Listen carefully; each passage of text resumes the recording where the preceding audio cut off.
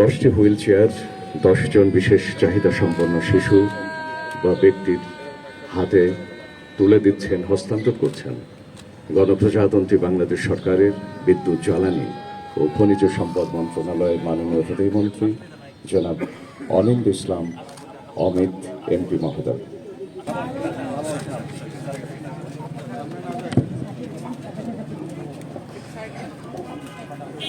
আমরা দেখছি যে একজন চাহিদা সম্পন্ন শিশুর হাতে 53,000 টাকার আর্থিক সহায়তা হস্তান্তর করছেন মাননীয় প্রতিমন্ত্রী মহোদয়।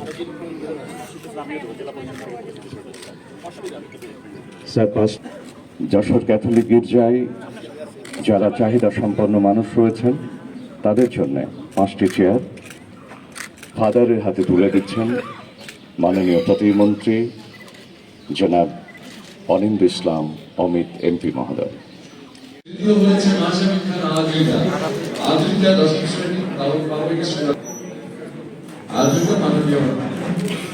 মন্ত্রী মহোদয়ের হাত থেকে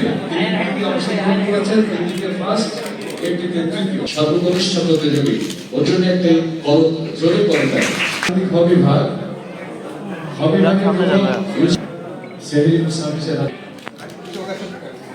এবার